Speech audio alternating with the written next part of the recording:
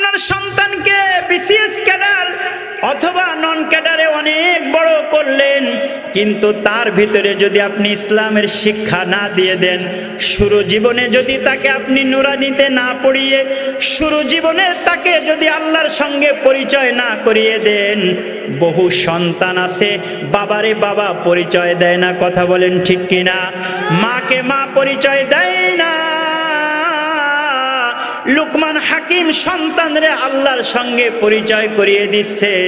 লুকমান হাকিম ডাক দিয়ে বলে, ইয়া বুনাইয়া লা তুশরিক বিল্লাহ, এ আমার কলিজার টুকরা সন্তান, আল্লাহর সঙ্গে শরীক কইরো না। আল্লাহর সঙ্গে শরীক করলে আল্লাহ বরদাস্ত করতে পারে না। আল্লাহ তাআলা ঘোষণা দিয়েছেন সব গুনাহ মালিক মাফ করে দেয়, কিন্তু শিরিকের গুনাহ মালিক মাফ করে না। শিরিকের গুনাহ মালিকের সঙ্গে কইরো না। এবার লুকমান হাকিমের কথা শেষ হয় নাই, আল্লাহ তাআলা মাঝখান দিয়ে কথা বলা শুরু করে দিয়েছে। আল্লাহ তাআলা সন্তানকে বলে, ওয়াসাইনাল ইনসানা বিওয়ালিদাই, ও সন্তান মা বাবার সঙ্গে ভালো ব্যবহার করবা। মুফাসসিরিন ইকরাম বলে, লুকমান হাকিম তার সন্তানকে আল্লাহর পরিচয় বলে দেয়। আল্লাহ এমন মহান জাত, যেই জাতের সঙ্গে কাউকে শরীক করা যায় না, কারণ তিনি আমাকে বানাইছেন, তিনি আমাকে প্রতিপালন করেছেন, তিনি আমাকে হায়াত দিয়েছেন, তিনি আমাকে সুস্থতা দান করেছেন, তিনি আমাকে রিজিক দিয়েছেন, তিনি আমাকে দুনিয়ার বুকে পরিচিত করেছেন। এইগুলির ভিতরে কারো কোনো ধরনের কোনো সহযোগিতা নাই, কোনো ধরনের সৃষ্টিতে কেউ শরীক নাই। আছে নাকি বলেন? मैं सूरत यूसुफ का नहीं चाहने वाला, मैं सूरत यूसुफ का नहीं चाहने वाला, कायस के मानंद नहीं आशिक लैला, कायस के मानंद नहीं आशिक लैला, मैं आशिक मौला हूँ मेरा इश्क निराला, मैं आशिक मौला हूँ मेरा इश्क निराला, ये जुमला जहाँ जिनकी तजल्ली से उजाला, ये जुमला जहाँ जिनकी तजल्ली से उजाला। अल्लाह रब्बुल आलमीन দুনিয়ার বুকে যখন সৃষ্টিকে আল্লাহ তাআলা সূচনা করতেছেন, সৃষ্টির জগৎ সাজাতে গিয়ে আল্লাহ পাক রব্বুল আলামিন প্রথমেই সৃষ্টি করলেন কলমকে। আল্লাহ তাআলা যখন ইসলামের বিধিবিধান নাজিল করবেন, আল্লাহ তাআলা প্রথমে আদেশ সূচক একটি বাক্য দিলেন, যেই বাক্যটা হলো পড়ো। এখান থেকে যদি আমি একটু আলোচনার গভীরে যাই, শর্টে 1 মিনিটে যদি আমি বুঝাই, দুনিয়ার প্রথম সৃষ্টি হলো লেখাপড়ার উপকরণ লেখা, আর প্রথম ইসলামের যে শব্দ সেটা হলো পড়া। অর্থাৎ আল্লাহ তাআলার কাছে গোটা দুনিয়ার দিক দিয়ে, ইসলামের দিক দিয়ে লেখাপড়ার গুরুত্ব অপরিসীম, কথা বলেন ঠিক কিনা? আল্লাহ রাব্বুল আলামিন পড়ালেখাকে এত দামি করলেন, এত দামি আল্লাহ পাক রব্বুল আলামিন করলেন যে সৃষ্টির সর্বাগ্রে নিয়ে আসলেন লেখার জন্য কলম। আল্লাহ পাক কলমকে বললেন, মানুষের কিয়ামত পর্যন্ত যা কিছু সৃষ্টি হবে, যা কিছু মানুষের জীবনে হবে, মাকাদিরুল খালকি মাকাদিরুস সামাওয়াতি ওয়াল আরদি, সব কিছুর তাকদীরকে তুমি কিয়ামত পর্যন্তর জন্য লিখে দাও। মাদ্রাসার ছাত্ররা এই যে দাঁড়িয়ে দাঁড়িয়ে বোর্ডের ভিতরে আত্তাহিয়াতু লিখলো, বোর্ডের ভিতরে বাংলা, অঙ্ক, ইংরেজির বিভিন্ন শব্দগুলি লিখলো। এই লেখার উপকরণ হলো কলম বা কলমের যে সমার্থক জিনিস আছে, চক ইত্যাদি, পেন্সিল। পড়ার যে শব্দ আছে, মাদ্রাসায় পড়ার দ্বারা লাভ কি? আমাদের টেন্ডেন্সি একটা আছে, অনেক মানুষ মনে করে মাদ্রাসার পড়া মনে হয় দুনিয়ায় কাজে লাগে না। না না না, দুনিয়ায় যদি কাজে লাগে, আখিরাতে যদি কাজে লাগে। মাদ্রাসার পড়ালেখা এমন একটি পড়ালেখা, যেই পড়ালেখাটা দুনিয়ায়ও কাজে লাগে, আখিরাতেও কাজে লাগে। বলবেন হুজুর এটা কেমন কথা বললেন? আমরা তো দেখি মাদ্রাসায় লেখাপড়া করে তারা জজ ব্যারিস্টার হয় না, তারা অনেক বড় লেভেলে যায় না, সাধারণত বেশিরভাগ জেনারেল থেকে যায়। ও ভাই, আমি আপনাদেরকে বোঝাই, জজ ব্যারিস্টার হওয়াই কি জীবনের মূল লক্ষ্য? ডক্টর হওয়াই কি জীবনের মূল লক্ষ্য? না না না, মানুষের জীবনের মূল লক্ষ্য হতে হবে মানুষ হওয়া। কথা বলেন ঠিক কিনা? এই কারণে আল্লাহ তাআলার শব্দ দেখেন, আল্লাহ বলেন পড়ো তোমার প্রভুর নামে যিনি সৃষ্টি করেছেন। আল্লাহ তাআলা পড়ার শব্দ বলে সৃষ্টির দিকে কেন গেলেন? দুনিয়ার মুসলমান ইমানদার, এ আমার পর্দার আড়ালের মা, ছাগলের পেট থেকে একটা বাচ্চা বের হয়ে ছাগল হতে হলে তাকে স্কুলে যেতে হয় না। গরুর পেট থেকে একটা গরুর বাছুর বের হয়ে তাকে শিক্ষিত হওয়া লাগে না, গরু হওয়ার জন্য শিক্ষা গ্রহণ করতে হয় না। কিন্তু একজন মানুষ মায়ের পেট থেকে জন্ম নিয়ে সে যদি সুশিক্ষায় শিক্ষিত না হয়, সেটা মাদ্রাসা থেকে হোক, স্কুল থেকে হোক, যদি সে সুশিক্ষিত না হয়, সুমানুষ না হয়, মানুষ কিন্তু তাকে মানুষ বলতে রাজি না। বরং মানুষ তো তাকেই বলা হবে, মানুষ তো সেই হবে যে মনুষ্যত্ব অর্জন করবে। এজন্যই রব বলে তোমাকে কোন জায়গার থেকে সৃষ্টি করা হয়েছে, তুমি তোমার সৃষ্টিটা একটু দেখো। মানুষ তোমাকে সৃষ্টি করা হয়েছে নাপাক একটা রক্ত থেকে, নাপাক একটা পানি থেকে তোমাকে সৃষ্টি করা হয়েছে। জিন্দেগির শেষ সময়টাও কিন্তু তুমি মৃত্যুবরণ করে নাপাক হয়ে যাইবা। জীবনের শুরুটাও তোমার নাপাক, মৃত্যু হওয়ার দ্বারাও নাপাক হয়ে যায়। এই কারণে মৃত ব্যক্তিকে গোসল করানো ফরজ হয়ে যায়। মানুষ মরে গেলে নাপাক হয়ে যায়।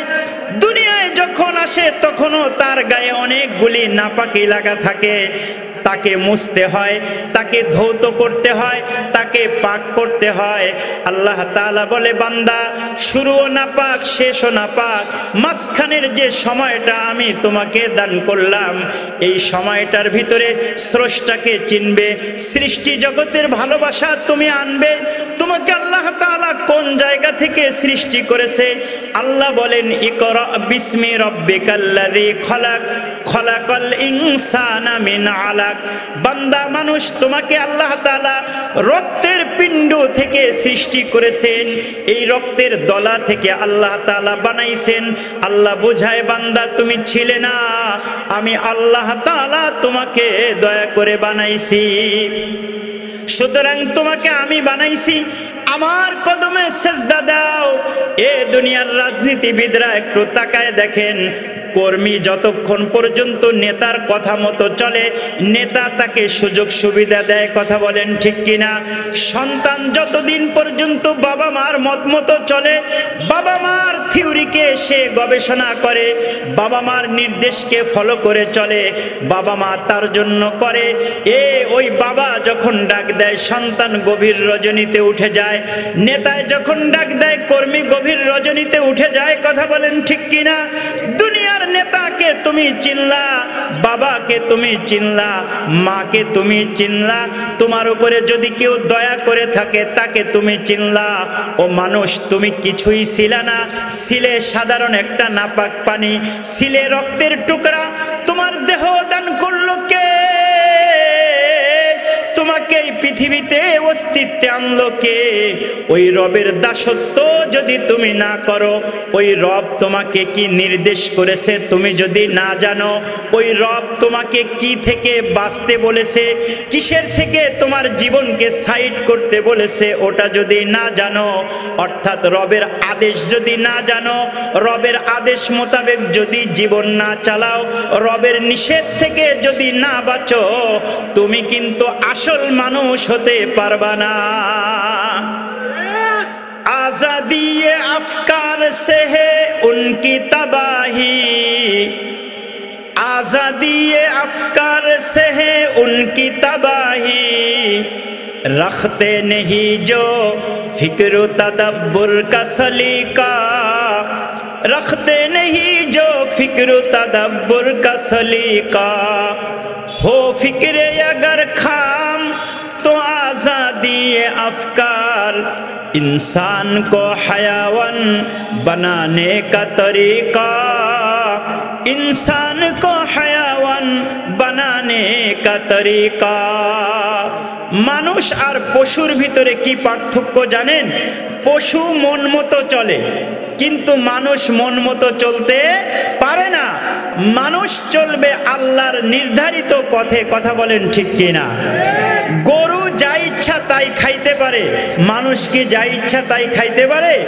মানুষ যা ইচ্ছা তাই খাইতে পারে না, মানুষ যা ইচ্ছা তাই বলতে পারে না, মানুষ যা ইচ্ছা তাই করতে পারে না, যা ইচ্ছা তাই করে এটা পশু। সুতরাং মানুষ যদি যা ইচ্ছা তাই বলে, যা ইচ্ছা তাই খায়, যেদিকে ইচ্ছা সেদিকে যায়, নিজের মত মতো চলে, তাহলে ওই মানুষ শুধু পশু নয়, আল্লাহ বলেন পশুর থেকেও নিচে চলে যায়, কথা বলেন ঠিক কিনা? উলাইকা কাল আনআমি বাল হুম আদাল, উলাইকা হুমুল গাফিলুন। আল্লাহ তাআলা বলে তারা চতুষ্পদ জন্তুর চেয়েও নিম্নে, বরং তার চেয়েও তারা নিচে অধপতনে গিয়ে তারা গাফেল হয়ে গিয়েছে, একবারে সমাজের নিকৃষ্ট মানুষ হয়ে গিয়েছে। দেখবেন একবারে টল ফিগার সুঠাম দেহের অধিকারী একজন সরকারি কর্মকর্তা অথবা একজন রাজনীতিবিদ, ওই সরকারি কর্মকর্তা বা বেসরকারি কোনো অফিসের বড় বস, এই বস খুব টল ফিগার, মনে করেন 6 ফিট লম্বা, সুন্দর চেহারা, কিন্তু এই লোকটার ব্যবহার ভালো না, এই লোকটার শব্দ চয়ন ভালো না, এই লোকটা দুর্নীতির সঙ্গে জড়িত, লোকটা ঘুষ খায়। তার যে নিম্নের যে কর্মচারীরা আছে, অধীনস্থরা আছে, তখন বলে ওনার চেহারা ভালো হইলে কি হবে, উনি কিন্তু মানুষ না, কথা বলেন ঠিক কিনা? এত সুন্দর চেহারার মানুষটাকেও মানুষ না বলে বলতেছে মুসলমান। কেন সে মানুষ না? বলে মানুষ হয়ে মনুষ্যত্ব লাগে, এই মনুষ্যত্ব যে অর্জন করতে পারবে সে মানুষ।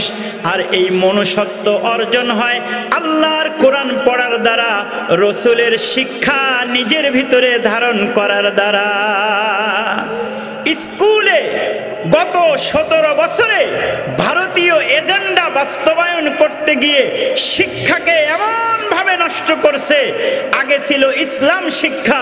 আমরা যখন স্কুলে লেখাপড়া করেছি, আমি তো কেদারগঞ্জ আদর্শ উচ্চ বিদ্যালয়ের হাই স্কুলের ছাত্র ছিলাম, তো আমরা যেই সময় পড়েছি ওই সময়ও দেখেছি, পরবর্তী সময়ও দেখেছি, বিগত এই 17 বছরে মানুষের মাঝ থেকে ইসলামকে সরিয়ে দেওয়ার জন্য, ভারতীয় এজেন্ডা বাস্তবায়ন করার জন্য সুদূর প্রসারী ষড়যন্ত্র ছিল।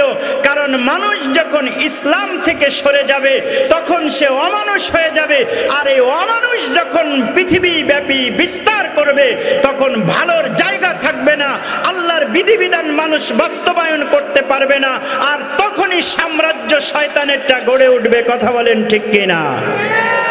এজন্য মুসলমান ভাইরা, কোরআনের শিক্ষাকে আঁকড়ে ধরতে হবে, রাসূলের শিক্ষাকে আঁকড়ে ধরতে হবে। আমি বলতেছিলাম একজন মানুষকে মানুষ হতে গেলে অবশ্যই তাকে কোরআনের সংস্রবে আসতে হবে। কোরআনের দ্বারা শুধু আখিরাতের লাভ এটা বের হয়ে এটার দ্বারা দুনিয়ারও লাভ আছে। দুনিয়ার কি লাভ আছে আমি দু একটা ঘটনা আপনাদেরই জানা, একটু মুযাকারা করার জন্য আলোচনা করলে আবার হৃদয়ে বুঝবে। হযরতে ওমরে ফারুক ছিলেন অর্ধ জাহানের বাদশা। শুধু বাংলাদেশের, শুধু ভারত পাকিস্তানে, এশিয়া উপমহাদেশের, আরে না, প্রায় গোটা বিশ্ব জগতের উনি ছিলেন অর্ধ জাহানের বাদশা। কিন্তু চলাফেরা ছিল একবারেই নরমাল। উনি রিলিফের যে চাদর আসছে, এই রিলিফের চাদর দেওয়ার জন্য প্রত্যেকটা কর্মীকে, প্রত্যেকটা নাগরিককে, মদিনার সবাইকে একটা একটা চাদর দিয়েছেন। জবাবদিহিতা কেমন ছিল সেই যুগে? কোরআনের শাসকের সামনে মানুষ দ্বার্থহীন ভাবে কিভাবে কথা বলতো। হযরতে ওমর ফারুক মুসলিম স্টেটের তখন রাষ্ট্রপ্রধান, তিনি জুমার নামাজে দাঁড়িয়েছে, একটা চাদর পরেছে আর একটা চাদর গায়ে দিয়েছে। একজন সাধারণ সাহাবী মুসল্লি দাঁড়িয়ে বলে, আমাদের সকলের গায়ে একটি চাদর, আপনার গায়ে দুটি চাদর। এর উপযুক্ত ব্যাখ্যা দিতে না পারলে আমরা আপনার খুতবাও শুনবো না, আপনার পিছনে নামাজও।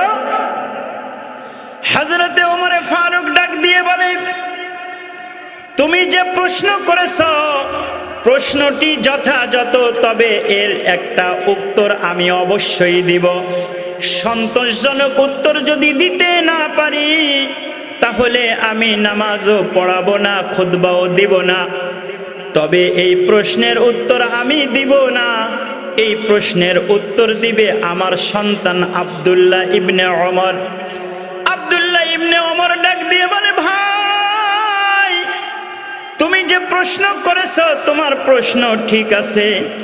আমার বাবা অর্ধজাহানের বাদশাহ, সে তার বাদশাহী পাওয়ার দেখায়া সে কিন্তু দুইটা নেয় নাই। আমার আব্বা অর্ধজাহানের বাদশাহ, আমার আব্বা মসজিদের খতিব। এমন একটা কাপড় আমার আব্বার নাই যে আজকে জুমার দিন দাঁড়িয়ে আপনাদের সামনে খুতবা দিবে। আমার আব্বা শরম পেয়ে যাবে। আমার আব্বা যদি নিম্ন অঙ্গ ঢাকে তো ঊর্ধ্ব অঙ্গ ঢাকতে পারে না, আর একটা চাদর দিয়ে যদি আমার আব্বা ঊর্ধ্ব অঙ্গ ঢাকে তো নিম্ন অঙ্গ ঢাকতে পারে না। এজন্য আমি আব্দুল্লাহ পুরান চাদর পরে আমার দেওয়া চাদরটা আমি আমার আব্বারে দিয়েছি। ওই সাহাবী তখন বলতেছে, তাই তো আমি বুঝলাম খলিফা তো এমন কাজ করতে পারে না। কারণ ওই যুগের খলিফাদের ভিতরে ছিল আল্লাহর ভয়। আল্লাহর ভয় যার ভিতরে থাকবে সে অর্ধজাহানের বাদশাহ হয়েও নিজের জন্য দুইটা নিতে পারবে না। ওনার নামেই নাম আরেকজন খলিফা ছিল, খলিফায়ে খামেস। তার নাম ছিল আব্দুল আজিজ, হযরতে ওমর ইবনে আব্দুল আজিজ।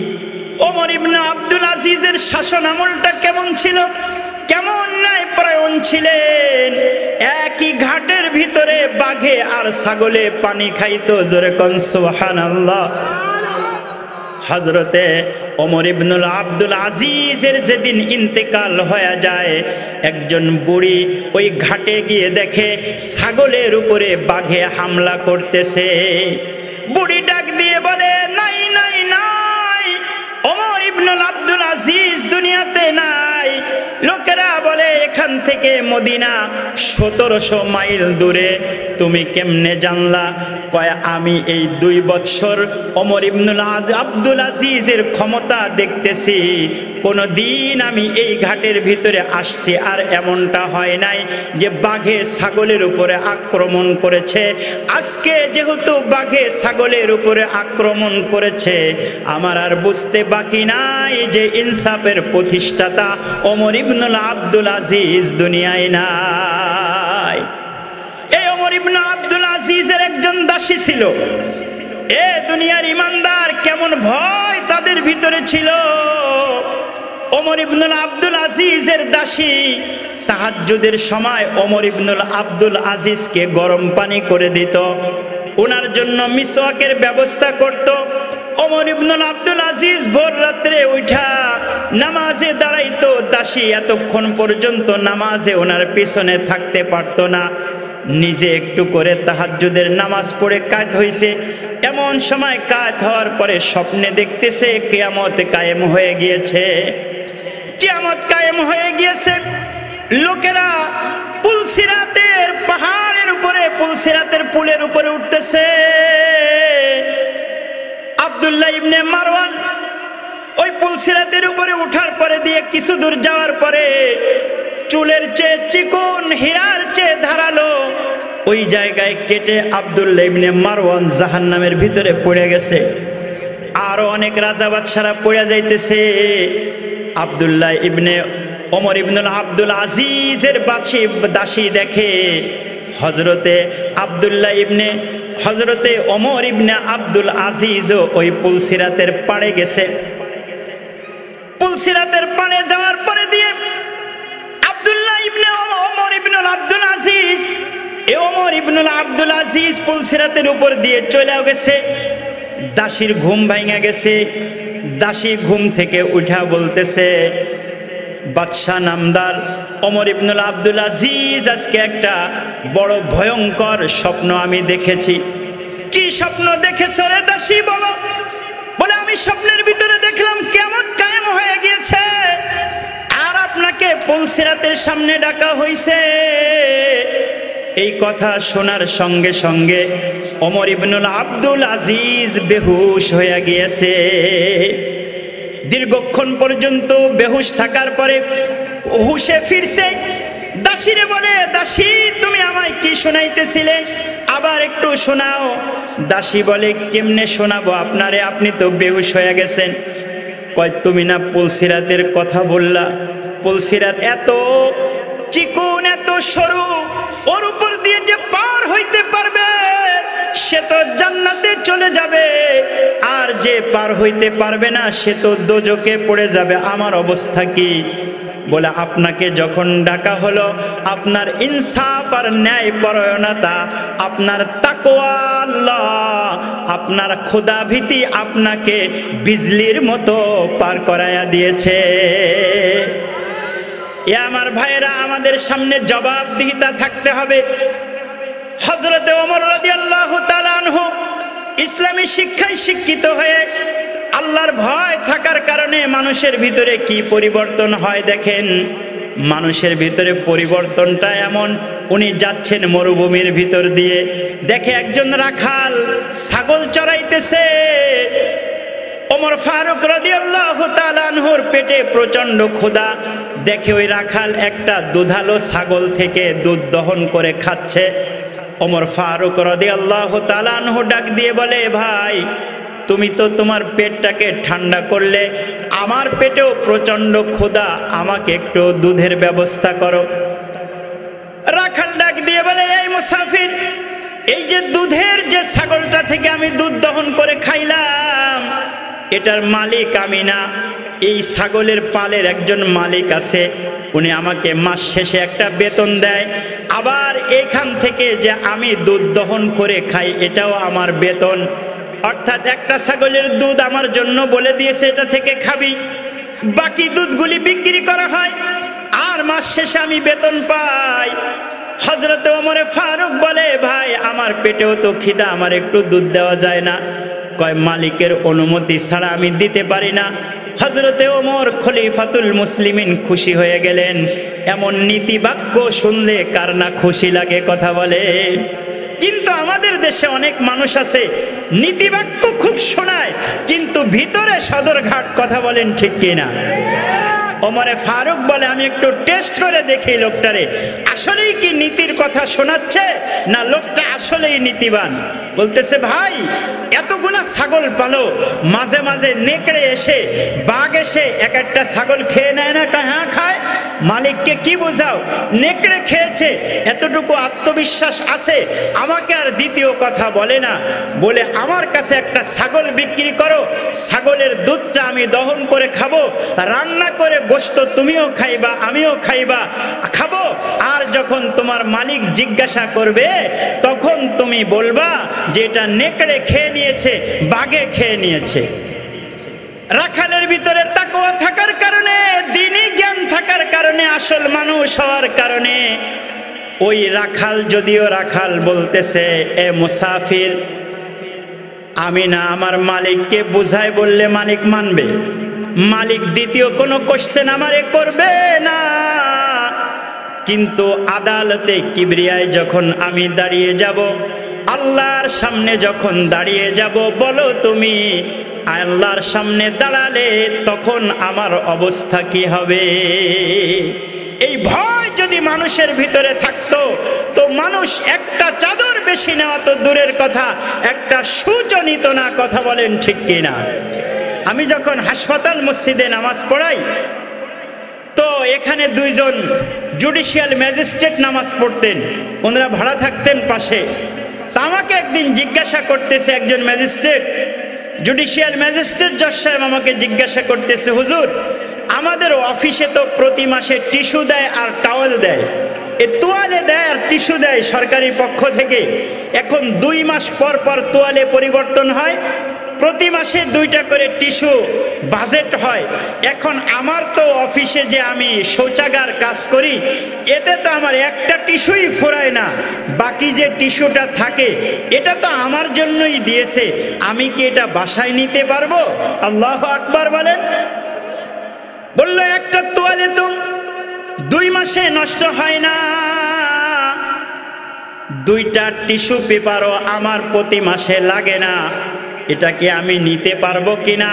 ভাই নিতে পারবেন কিনা এটা পরের কথা, একজন জজ সাহেব এই সামান্য বিষয়ে জিজ্ঞাসা করে, বুঝেন তার ভিতরে তাকওয়া কত, কথা বলেন ঠিক কিনা? কোটি কোটি টাকার মালিক হয়ে যায় জজ ব্যারিস্টার যারা আছে, যারা দুর্নীতিবাজ নেতা আছে, দুর্নীতিবাজ অফিসার আছে, হাজার হাজার কোটি টাকা কোন দিক দিয়ে যায় কোন দিক দিয়ে আসে কোনো দিন চিন্তা করলো না, অথচ আল্লাহর ভয় থাকার কারণে জজ সাহেব আমার মুসল্লি হাসপাতাল মসজিদে বাইতুল আমানে আমারে জিজ্ঞাসা করে, হুজুর এটা আমি নিতে পারবো কিনা? এই জিজ্ঞাসা যে করলো ওর দিলের ভিতরে আল্লাহর ভয় আছে, কথা বলেন ঠিক কিনা? বিধায় তো 15 টাকার একটা টিস্যু সম্পর্কেও সে জিজ্ঞাসা করে। আর আল্লাহর ভয় না থাকলে 15 কোটি টাকা খরচ করে ফেললেও, 15 কোটি টাকা উধাও করে দিলেও তাদের ভিতরে চিন্তা আসে না। এজন্য মুহতারাম হাজিরিন, আপনি আপনার সন্তানকে দুনিয়ার লাইনে বড় করতেছেন, দুনিয়ার লাইনে জজ ব্যারিস্টার বানাচ্ছেন, ভালো স্কুলে লেখাপড়া করাচ্ছেন, মনের ভিতরে অনেক আনন্দ, আমার ছেলে ভিজেতে পড়ে, আমার ছেলে সরকারি কলেজে পড়ে, আমার ছেলে জাহাঙ্গীরনগরে পড়ে, ঢাকা বিশ্ববিদ্যালয়ে পড়ে, এই সমস্ত পড়ালেখা করে, এই সমস্ত ডিগ্রি অর্জন করে ভালো পজিশনে যাওয়ার পরে এখান থেকে কাজে আসবে কতদিন? তার দেহের ভিতরে বাতাস চলাচল থাকবে যতদিন, কথা বলেন ঠিক কিনা? জজ সাহেবের জজ সাহেবগিরির এই বেনিফিট কতদিন লাগবে? জজ সাহেবের দেহের ভিতরে বাতাস আছে যতদিন। বাতাস বন্ধ হয়ে গেলে দুনিয়ার এই ল্যান্ড অফ প্রপার্টি, আপনি কোন দেশে বাড়ি করেছেন, Holland, Scotland, Ireland, Finland, England, Canada সহ পৃথিবীর যেই কোনো ল্যান্ডে আপনি বসবাস করেন না কেন, আপনাকে ওইভাবেই বের করা হবে। এই বেলগাছির দারিদ্র একটি ঘরে মারা গেলে যেই সিস্টেম, ওই ইংল্যান্ডে মুসলিম পরিবারে মারা গেলে আপনার জন্য সেই সিস্টেম। নাকি সিস্টেম 2টা আছে? এ মুসলমান ইমানদার কান লাগান আমার আম্মা জানেরা, এই পৃথিবী ছেড়ে আমরা যখন চলে যাব, ওই পৃথিবীতে আমাদের বেশি থাকার সময় লাগবে, অনন্ত অফুরন্ত কাল লাগবে। দুনিয়ায় সামান্য একটু হায়াতের জিন্দগিতে ভালো চলার জন্য আমাদের অনেক প্ল্যান থাকে, প্রোগ্রাম থাকে। আমরা ধারাবাহিক লেখাপড়া করি অনেক বছর, আমি তো একাডেমিক লেখাপড়াই করেছি ধারাবাহিক 25 বছর। এই 25 বছর পর্যন্ত লেখাপড়া করার পরে বয়স হয়ে গিয়েছে 30 বছর, তারপরে সার্ভিস লাইফ শুরু হয়, কথা বলেন ঠিক কিনা? এরপরে দিয়ে সংসারের বিশাল চাপ থাকে, 40, 45, 50 বয়স হয়ে গেলে বার্ধক্য, তখন নিজের আরো কষ্ট দিতে থাকে, অসুখ বিসুখ বালা মুসিবতে ধরতে থাকে, দুনিয়ার বিভিন্ন চাপ আমাকে সহ্য করতে হয়। এই দুনিয়ার মাত্র 30-40 বছরের একটু সময় সার্ভিস করব, একটু ভালো থাকব, বিবাহ করব, বাড়ি গাড়ি নিয়ে কোনো রকম থাকবো দেখে 25 বছর 30 বছর বয়স পর্যন্ত পড়াশোনা করা লাগে, ঠিক কিনা? তারপরেও হায়াতটা তো অনিশ্চিত, কথা কোন ঠিক কিনা? কিন্তু দুনিয়ার হায়াতের জন্য আপনি যত কিছুই ব্যয় করেন না কেন, এটা আপনি ভোগ করতেও পারবেন অথবা করতে পারবেন না। ডাক্তার হওয়ার পরে অনেকে পাগল হয়ে গিয়েছে, আছে না নাই বলেন তো? ডাক্তার হওয়ার পরে দিয়ে তার শরীরের সব ঠিক আছে, শুধু সেন্সটা লেন্স হয়ে যাওয়ার কারণে ওই ব্যক্তি পাগল হয়ে গিয়েছে। ও দুনিয়ার ইমানদার, আল্লাহরে কেন ডাকো না? আল্লাহর নামের ভিতরে কেন মজা পাও না? আল্লাহর ইবাদত করার জন্য কেন আসো না? নিজের সন্তানটারে কেন আল্লাহর সঙ্গে পরিচয় করায় দাও না? সন্তানের জন্য দুনিয়ার জীবন সাজাচ্ছ। এই সন্তান যদি মাদ্রাসায় পড়ে, এই সন্তান যদি আল্লাহকে চিনে, যেই সন্তান আল্লাহকে চিনবে ও মা বাবাকেও চিনবে। কথা বলেন ঠিক কিনা? প্রমাণ হযরতে লুকমান আলাইহিস সালাতু ওয়াস সালামের ঘটনা। হযরতে লুকমান হাকিম তার সন্তানকে বলতেছে, ও আমার সন্তান, ইয়া বুনাইয়া লা তুশরিক বিল্লাহ, এ আমার সন্তান তুমি আল্লাহর সঙ্গে শিরিক করো না। এখন তো শিরিক কিসে হয় আমি আমার সন্তানরে শেখাই না, বরং হিন্দি সিরিয়াল লাগাই দিছে। সন্তান শিরিক কোনটা বুঝে না। কথা বলেন ঠিক কিনা? সন্তানকে আপনি বলবেন যে কালিমাটা পড়েন। বহু মুসলমানের সন্তান আছে কালিমা জানে না, আত্তাহিয়াতু জানে না। বহু মুসলমানের সন্তান আছে 10 জন সাহাবীর নাম বলতে পারে না, কিন্তু পুরা ক্রিকেট টিম, পুরা ফুটবল টিমের নাম বিনা লুকমায় বলতে পারে। কথা কোন ঠিক কিনা? মুসলমান ইমানদার, আপনি আপনার সন্তানকে বিসিএস ক্যাডার অথবা নন ক্যাডারে অনেক বড় করলেন, কিন্তু তার ভিতরে যদি আপনি ইসলামের শিক্ষা না দিয়ে দেন, শুরু জীবনে যদি তাকে আপনি নুরানিতে না পড়িয়ে, শুরু জীবনে তাকে যদি আল্লাহর সঙ্গে পরিচয় না করিয়ে দেন, বহু সন্তান আছে বাবারে বাবা পরিচয় দেয় না। কথা বলেন ঠিক কিনা? মাকে মা পরিচয় দেয় না। লুকমান হাকিম সন্তানরে আল্লাহর সঙ্গে পরিচয় করিয়ে দিচ্ছে। লুকমান হাকিম ডাক দিয়ে বলে, ইয়া বুনাইয়া লা তুশরিক বিল্লাহ, এ আমার কলিজার টুকরা সন্তান, আল্লাহর সঙ্গে শরীক কইরো না। আল্লাহর সঙ্গে শরীক করলে আল্লাহ বরদাস্ত করতে পারে না। আল্লাহ তাআলা ঘোষণা দিয়েছেন সব গুনাহ মালিক মাফ করে দেয়, কিন্তু শিরিকের গুনাহ মালিক মাফ করে না। শিরিকের গুনাহ মালিকের সঙ্গে কইরো না। এবার লুকমান হাকিমের কথা শেষ হয় নাই, আল্লাহ তাআলা মাঝখান দিয়ে কথা বলা শুরু করে দিয়েছে। আল্লাহ তাআলা সন্তানকে বলে, ওয়াসাইনাল ইনসানা বিওয়ালিদাই, ও সন্তান মা বাবার সঙ্গে ভালো ব্যবহার করবা। মুফাসসিরিন ইকরাম বলে, লুকমান হাকিম তার সন্তানকে আল্লাহর পরিচয় বলে দেয়। আল্লাহ এমন মহান জাত, যেই জাতের সঙ্গে কাউকে শরীক করা যায় না, কারণ তিনি আমাকে বানাইছেন, তিনি আমাকে প্রতিপালন করেছেন, তিনি আমাকে হায়াত দিয়েছেন, তিনি আমাকে সুস্থতা দান করেছেন, তিনি আমাকে রিজিক দিয়েছেন, তিনি আমাকে দুনিয়ার বুকে পরিচিত করেছেন। এইগুলির ভিতরে কারো কোনো ধরনের কোনো সহযোগিতা নাই, কোনো ধরনের সৃষ্টিতে কেউ শরীক নাই। আছে নাকি বলেন? আমার গালের ভিতরে দাঁত ছিল একদিন? ছিল না। এই দাঁত কে দিয়েছে? আল্লাহ দিয়েছে। আমি একদিন ছোট্ট শিশু ছিলাম, আজকে আমার যৌবন আছে, আজকে আমি পৌর বয়সে উপনীত হয়ে গিয়েছি, 40 বছর বয়স হয়ে গিয়েছে। আমার দাড়ি আল্লাহ দিয়েছে, সৌন্দর্য আল্লাহ দিয়েছে, জ্ঞান গরিমা বুদ্ধি কথা বলার শক্তি সব দিয়েছে। এই যে আমি কথা বলতেছি, আপনারা শুনতেছেন, এই কথা যে বলতেছি এটা জিহ্বা দিয়ে। আচ্ছা, জিহ্বা কথা বলে, এটা কে বলেছে? জিহ্বা কথা বলে না, বলায় তো আল্লাহ। কথা বলেন ঠিক কিনা? এ আমার আম্মা জানেরা কথা খেয়াল করেন, বাবা জানেরা একটু মন দিয়ে কথাটা শুনেন। এই জিহ্বার ভিতরে আল্লাহ তাআলার হুকুম হয়েছে, লড়াচড়া দেয় তো কথা বলে। এই যে আমি মাইক দিয়ে কথা বলতেছি, আমার সামনে ফোন আছে, মাউথপিস আছে, এটা লাইন দিয়ে যাচ্ছে, তারে তারে জয়েন্ট আছে। যেখানে জয়েন্ট কানেকশন ঠিক আছে সেখানে আওয়াজ হচ্ছে, যেখানে কানেকশন নাই সেখানে আওয়াজ নাই। কথা বলেন ঠিক কিনা? আমার হাত নাড়াচাড়া করলে কথা বের হবে নাকি? আমার পা নাড়াচাড়া করলে কথা বের হবে না। আল্লাহ তাআলা এই জবানটাকে কত দামি করেছে। জবান নাড়াচাড়া দিলে কথা বের হয়। এই জবান দিয়ে যেই আল্লাহ তাআলা কথা বলায়, ওই আল্লাহর নামের জিকির হওয়ার দরকার আছে না নাই? আরে মালিক যদি মালিকরে ডাক দাও, গভীর রজনীতে মালিকরে ডাক দিবা, আল্লাহ মালিক তোমার দিকে রহমতের নজর দিয়ে বলবে, ইয়া আব্দি মা সাআলাকা, এ আমার বান্দা, মা সাআলতা, তুমি কি চাও আমার কাছে চাও। দুনিয়ার মানুষ কিন্তু রাতের গভীরে ডাকলে গাড়িওয়ালা উঠতে চায় না, ডাক্তারও উঠতে চায় না, কোনো প্রয়োজন ছাড়া মানুষ কিন্তু রাতে সঙ্গ দিতে চায় না। দুনিয়ার বাজার যখন বন্ধ হয়ে যায়, আমার আল্লাহর দুয়ার তখনও খোলা থাকে। জোরে কোন সুবহানাল্লাহ।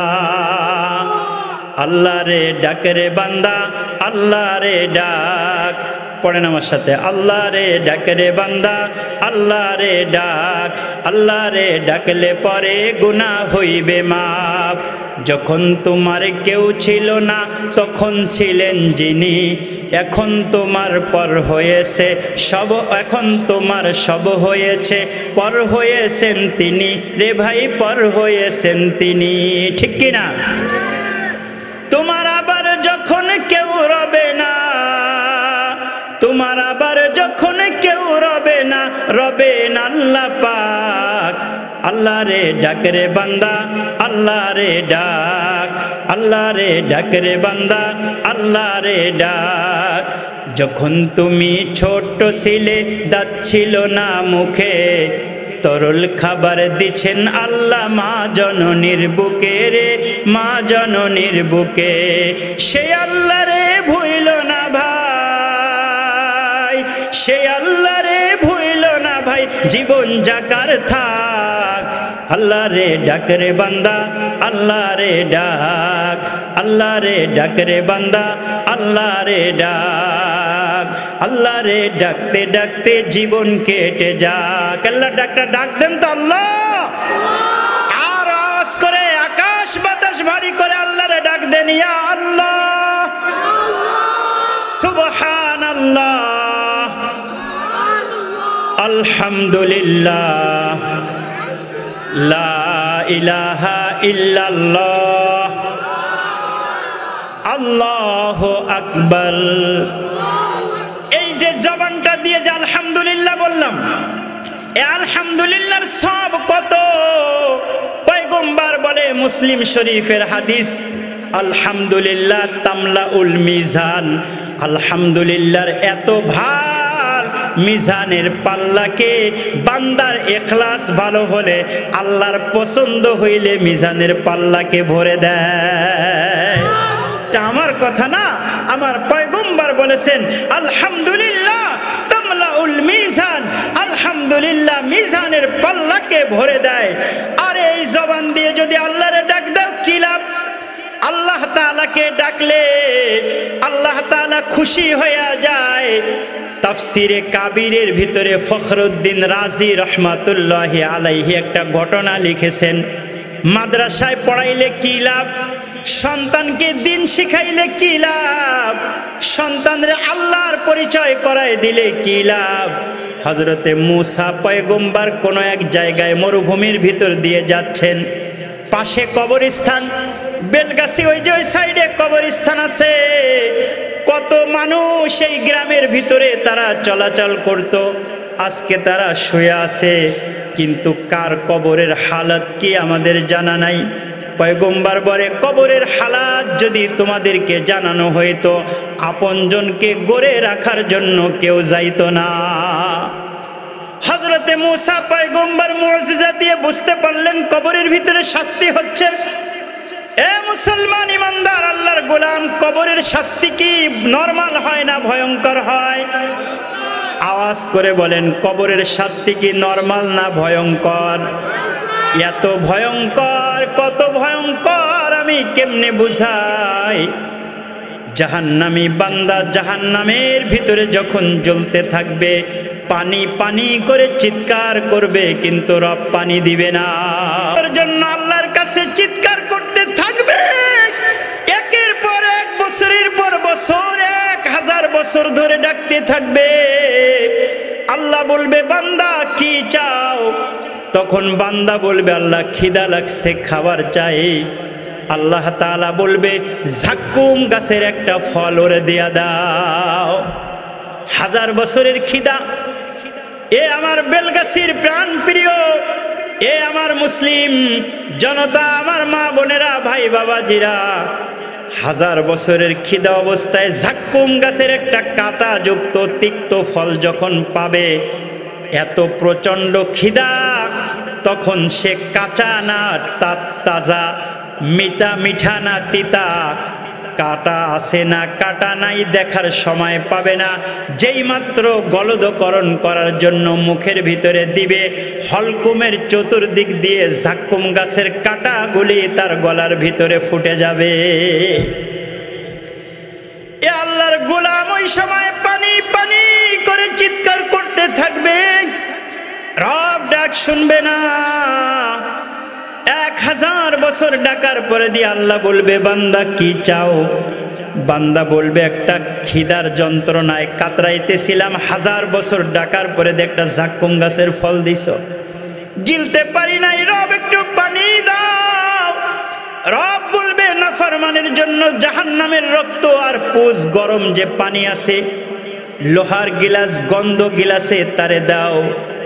ওই জাহান্নামী ওই ফুটন্ত গরম পুজ আর পানি আর রক্ত 2000 বছরের তৃষ্ণা সহকারে বুঝতে পারবে না।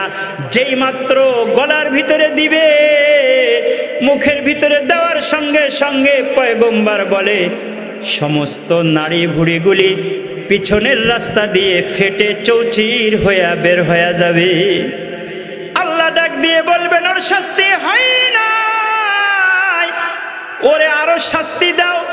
আল্লাহ কোরআনে বলে ইন্না শাজারাতাজ জাক্কুম তাআমুল আসিম কাল মুহলি ইয়াগলি ফিল বুতুন কাগলিল হামিম খুযুহু ফাতিলুহু ইলা সাওয়াইল জাহিম সুম্মা সুব্বু ফাওকা রাসিহি।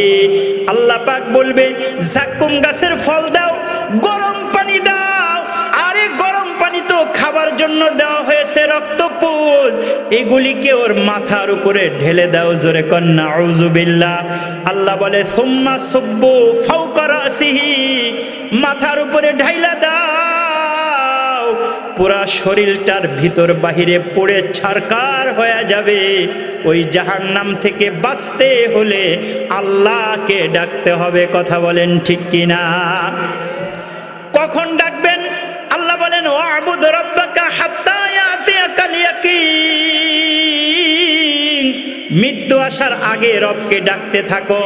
রবকে ডাকতে থাকলে বান্দা যদি 100 বছরের হায়াতও পায়, 100-র বেশিও যদি পায়, টোটাল হায়াতের উপরে যদি বান্দা আস্তাগফিরুল্লাহ বলে আল্লাহর একটা ডাক দিতে পারে, আল্লাহ আমি ভুল করেছি, অন্যায় করেছি, তুমি ছাড়া কোনো মাবুদ নাই,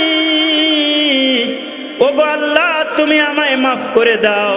যদি তাকওয়া আল্লাহ নিয়ে, খোদা ভীতি নিয়ে আল্লাহকে ডাক দিতে পারে, আল্লাহ তাআলা পিছনের গুনাহকে মাফ করে বান্দাকে রহমতের কোলে তুলে নেয়। খোদা পেলে অন্ন জোগাও, পিপাসাতে পানি, শ্রেষ্ঠ মাখলুক হয়ে প্রভু ধন্য হয়েছি আমি। শ্রেষ্ঠ নবী দিলে মোরে, দিলে যে কুরআন, তুমি রহিম, তুমি গফুর, তুমি যে রহমান। জোরে কোন মারহাবা। ওই আল্লাহ তাআলার দয়া যখন বান্দার উপরে হয়, মুসা পয়গম্বর বলে আমি গোরস্তানের পাশ দিয়ে যাওয়ার সময় দেখি কবরের অবস্থা ভালো না, ভয়ঙ্কর মার চলতেছে। আমি দ্রুত চলে গেলাম, আমার কাজ সেরে আবার যখন ওই কবরস্থানের পাশ দিয়ে যাচ্ছি, ওই কবরের ভিতরে দেখি শান্তির আলো বাতাস বের হচ্ছে। জোরে কোন সুবহানাল্লাহ। এ মুসলমান, সুবহানাল্লাহর আওয়াজ দিতে হবে মালিককে খুশি করার জন্য।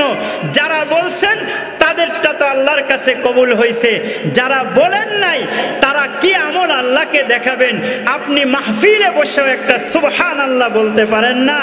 আরে সুবহানাল্লাহ যদি আল্লাহ তাআলার কাছে খুশি হয়ে লাগে, খুশি হয়ে যায় আল্লাহ, আল্লাহ যদি আপনার উপরে সন্তুষ্ট হয়ে যায়, এক সুবহানাল্লাহ আপনার দুনিয়া আখিরাতের কামিয়াবির জন্য, আপনার প্রয়োজন মিটার জন্য যথেষ্ট হয়ে যাবে। আওয়াজ করে বলেন সুবহানাল্লাহ।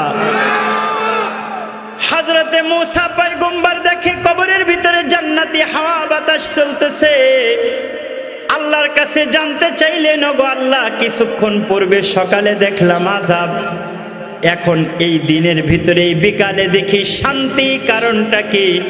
ইমাম ফখরুদ্দিন রাজি তাফসিরে কাবিরের ভিতরে লেখে, আল্লাহ তাআলা জানায় দিলেন মূসারে, ওই ব্যক্তির জবান দিয়েই তুমি শুনো। মূসা পয়গম্বর কবরওয়ালা মাইয়িতকে বলার জন্য বললেন, কবরওয়ালা মাইয়িতের জবান খুলে গেল। জোরে কোন সুবহানাল্লাহ। বলানেওয়ালা কে? আল্লাহ বলাইলে মৃত ব্যক্তিও বলতে পারে। আল্লাহ যদি জবান বন্ধ করে দেয়, আহারে ভাই, জীবিত মানুষও বলতে পারে না। বলান কে? বলেন আল্লাহ। আল্লাহ যদি ব্রেনের চাক্কাকে বন্ধ করে দেয়, কেউ কি আর এই চাক্কাকে খুলতে পারে? আজকে সকালবেলা যখন ফজরের জন্য যাচ্ছি মসজিদে, তো আমার মসজিদে মোটরসাইকেল নিয়ে যাব, তো হেলমেট আমার মাথায়, মোটরসাইকেল থেকে নাইমা আবার গ্যারেজে আসতেছি হেলমেট খোঁজার জন্য। হেলমেট কোথায়? চাবি হাতের ভিতরে, চাবি খুঁজে বেড়ায়, এমনটা হয় কিনা বলেন তো? মা বোনেরা রান্না করার জন্য লবণ নিতে ঘরে ঢুকছে, ঘরে ঢোকার পরে দিয়ে ভুলে গেছে, হয় কিনা বলেন তো? ব্রেনের চাক্কাকে বন্ধ করে দিছে কে? আল্লাহ তাআলা যদি ব্রেনের চাক্কাকে বন্ধ করে দেয়, পৃথিবীর কোনো শক্তি এটাকে আর চালু করতে পারে না। আল্লাহ বলাইলে মুর্দাও বলতে পারে, আল্লাহ না বলাইলে জিন্দাও বলতে পারে না। মূসা পয়গম্বরের কাছে এবার মাইয়িত বলতেছে, আমি যখন দুনিয়ার থেকে চলে আসি, আমার অনেক গুনাহ ছিল, গুনাহ অবস্থায় কবরে যাওয়া যাবে না। বেলগাছির মুসলমান, গুনাহ অবস্থায় যদি কবরে যায়, কবর কিন্তু কাউকে চিনে না। কথা কোন ঠিক কিনা?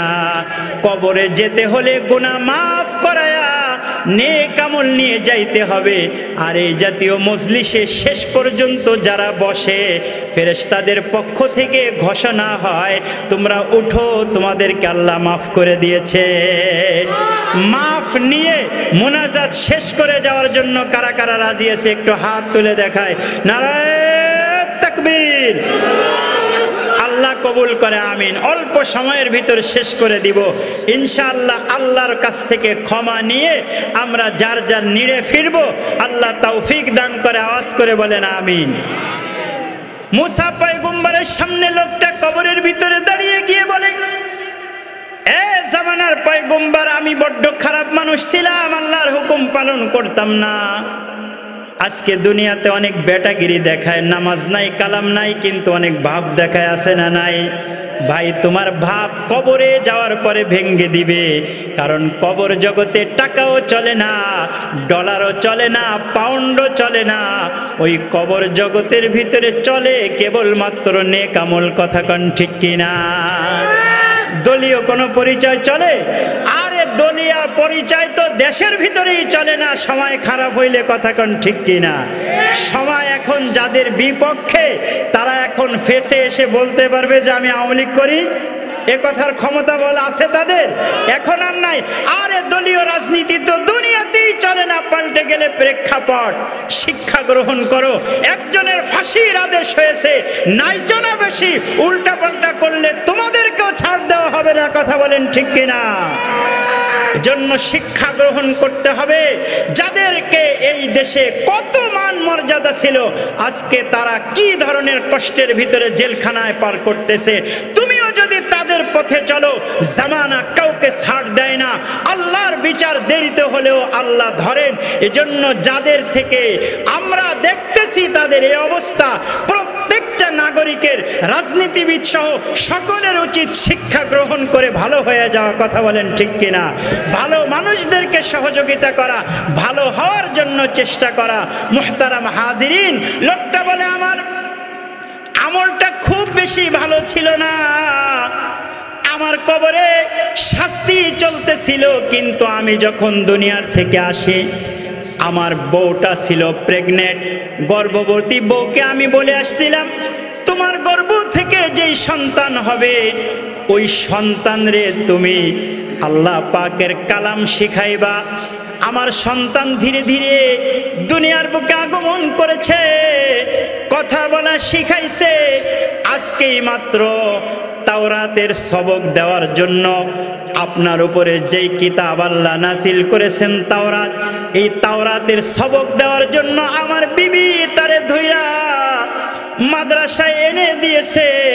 মাদ্রাসার শিক্ষক তাকে আল্লাহ তাআলার পরিচয় দিয়ে পড়িয়ে দিয়েছে বিসমিল্লাহির রহমানির রহিম।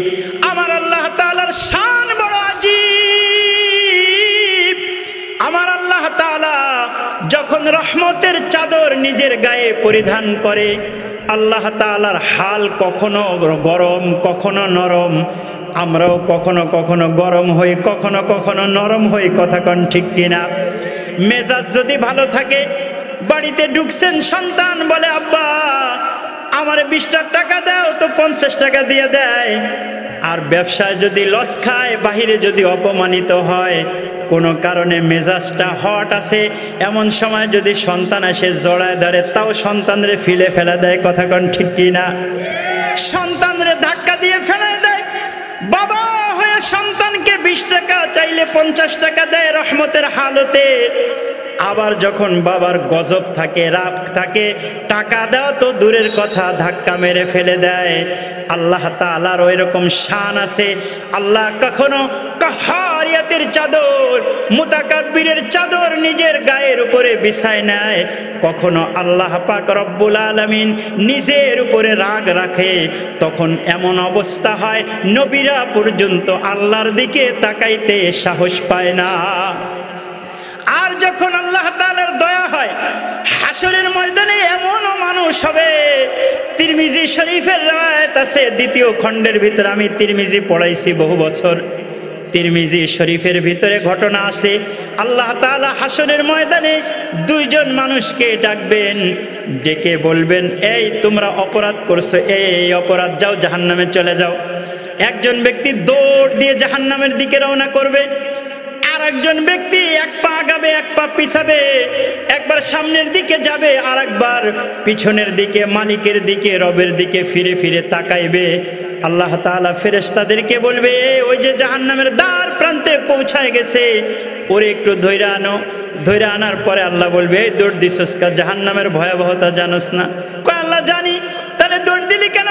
কয় আল্লাহ তোমার দিকে তাকাইছি, তোমার রহমত বড় গালিব, তোমার উপরে রহমতের চাদর দেখতেছি। ওগো আল্লাহ, কোনোদিন তোমার কথা মানতে পারি নাই, আজকে হলেও তোমার কথা মানি। আচ্ছা এই কথা বললে কি মাফ হয় নাকি? আল্লাহ বলে তুই আজকে আমার কথা মাফ কর, আজকে আমার কথা পালন করেছিস, যা আমি আল্লাহ আমার রহমতে তোরে মাফ কইরা দিলাম। এই তুই এক পা আগাছ আর এক পা পিছাস, বারবার পিট পিট করে আমার দিকে কেন তাকাও? লোকটা বলে আল্লাহ তোমার নাম পড়েছি, তোমারে মানি নাই, জাহান্নামের আসামি হইয়া গিয়েছি। ওগো আল্লাহ, তোমার নাম রহমান আমি জানি, তোমার নাম গফুর আমি জানি, তোমার নাম সত্তার আমি জানি। ওগো আল্লাহ, দেখতেছি তুমি তোমার রহমতে আমারে মাফ করনি। আমার আল্লাহ বলে বান্দা তুই কিয়ামতের ময়দানে দাঁড়ায়া আমার রহমত দেখবার চাস? আনা মালিকুল মুলুক, আমি রাজাদিরাজ, আমি যা ইচ্ছা তাই করতে পারি। ফাআলুল লিমা ইউরিদ, আমি মাফ করে দিলে কারো কাছে কৈফিয়ত দেওয়া লাগবে না। তুই যেহেতু আজকের দিনেও আমার দিকে তাকাইছস, আমি আল্লাহ তোকে মাফ করে দিলাম। আবার কখনো কখনো আল্লাহ তাআলা এমন ধরবে, হাসরবাসীরা পাগলের মতো হয়ে গিয়ে হযরত আদম আলাইহিস সালাতু ওয়াস সালামের কাছে চলে যাবে। আদম আলাইহিস সালাতু ওয়াস সালাম বলবে, আমি আল্লাহর দিকে মাথা তুলে তাকাবার সাহস নাই, আমার আল্লাহকে আমি এত রাগান্বিত অবস্থায় কোনোদিন দেখি নাই।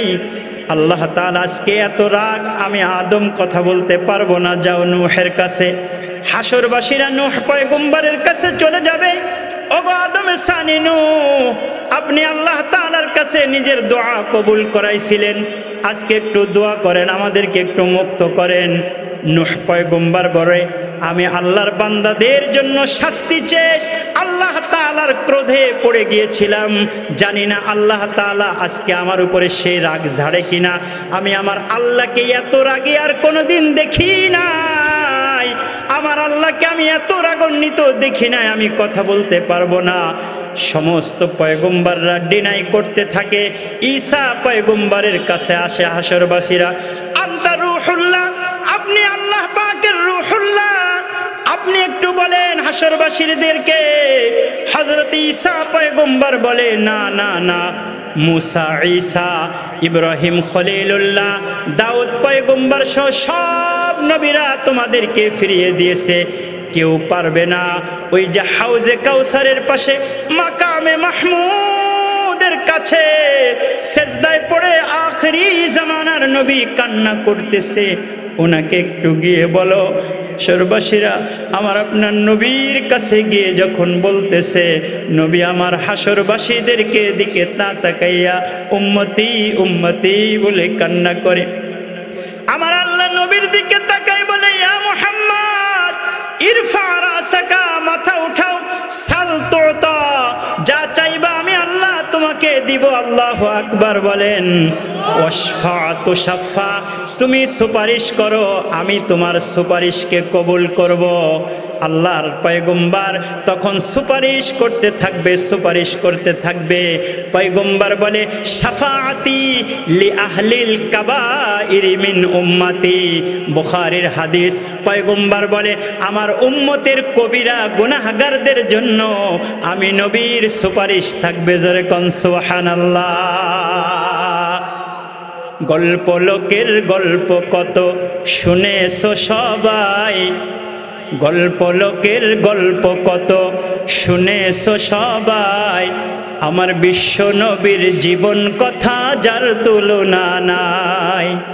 ধরা এলেন একটি শিশু ধুধু মরুর দেশে, বাবার দেখা পাই নাই শিশু এই দুনিয়ার বুকে।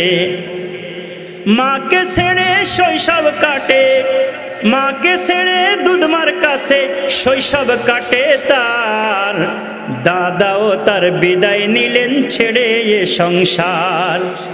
মাকে ছেড়ে দুধমার কাছে শৈশব কাটে তার, দাদাও তার বিদায় নিলেন ছেড়ে এ সংসার। মিথ্যা কথা বলতেন না তাই সবার আলামিন, দুঃখী লোকের দুঃখ দেখে কাঁদতো সারাদিন। তিনি আর কেউ নন, তিনি আমার আপনার নবী, নবী মুহাম্মাদুর রাসূলুল্লাহ সাল্লাল্লাহু আলাইহি ওয়াসাল্লাম।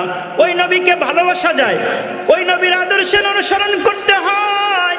ওই নবীকে ভালোবেসে ওই নবীর আদর্শের প্রতিফলন যদি নিজের জিন্দেগিতে ঘটানো যায়, স্বপ্ন যোগে ওই নবীর দিদার জিন্দেগিতে নসিব হইয়া যায়।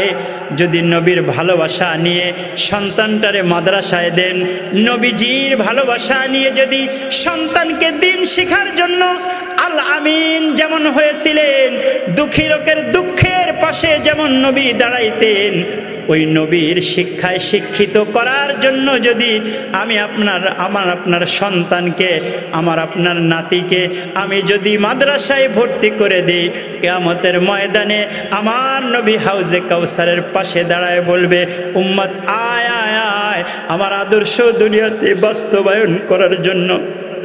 আমার ওই যে দাঁত ভাঙা, ওই যে দিন দুনিয়ার থেকে মিটে যাচ্ছিল, এটাকে তুমি দুনিয়ার বুকে বাস্তবায়ন করার জন্য সন্তানরে মাদ্রাসায় দিছিলা, সন্তানকে দিয়ে দিন শিখাইছিলা, নবীর নাম শুনলে সাল্লাল্লাহু আলাইহি ওয়াসাল্লাম পড়তে হয় এটা তুমি শিখেছিলে। ও দুনিয়ার ইমানদার, ওই সময় কিন্তু আল্লাহর পয়গম্বর আমাদের জন্য সুপারিশ করবে, কথা কোন ঠিক কিনা? মুসা পয়গম্বরকে লোকটি দাঁড়িয়ে বলে, ওগো পয়গম্বর, আমার সন্তান যখন মাদ্রাসায় গিয়ে পড়েছে বিসমিল্লাহির রহমানির রহিম, আল্লাহ তাআলার রহমতের সাগরে জোশেছে। আল্লাহ বলে, যার সন্তান দুনিয়ায় বলে আমি আল্লাহ রহমান, ওর বাবা কবরে আযাব হবে, এটা আমি আল্লাহ তাআলার বরদাস্ত হয় না। কবর থেকে আযাবের ফেরেশতা সরে যাও, জোরে কোন সুবহানাল্লাহ। এজন্য সন্তানকে মাদ্রাসায় পড়াইলে লাভ না লস বলেন? লাভ শুধু কি পরকালে না এহকালেও? এহকালেও লাভ। এহকালে লাভ হলো সে সুমানুষ হতে পারবে, সুনাগরিক হতে পারবে। দু একজন নষ্ট হয়ে যায় ওটার সঙ্গে তাল নয়, বরং ভাই মেহেরবানি করে এই কথাটা দিলের ভিতরে রাখা, আমার সন্তান যদি আল্লাহ চিনে তো আমাকে চিনবে, আল্লাহ না চিনলে আমাকেও চিনবে না। আর আল্লাহ চেনানোর জন্য আমাদের আজিজরা, আমার কিছু ছাত্ররা, কিছু ছাত্র ভাইয়েরা মিলে আল ইশারা ইসলামী একাডেমি কায়েম করেছে। এই মাদ্রাসা আপনার সন্তানদেরকে যেমন জাগতিক শিক্ষা দিবে, যেমন ইংরেজি বাংলা পড়াবে, ঠিক তেমনি ভাবে তাদেরকে সুশিক্ষায় শিক্ষিত করে কোরআনের ধারক আর বাহক বানায়া আল্লাহর জমিনে আল্লাহর দ্বীন প্রতিষ্ঠার জন্য, রাসূলের সুন্নাহ বাস্তবায়ন করার জন্য এরা উদ্যমী হয়েছে, উদ্যোগ গ্রহণ করেছে, ভাড়া নিয়ে মাদ্রাসা করেছে। এই মাদ্রাসার সাথে আমরা সকলে একটু থাকবো তো ইনশাআল্লাহ? একটু হাত তুলে দেখাই তো কে কে আছি। আমি কি এই এত লম্বা আলোচনা করার পরে আমি কি দু একজন মানুষ এখানে পাবো যে ওই মুসা পয়গম্বরের ওই কবর থেকে যেই ব্যক্তি বলেছিল মুসা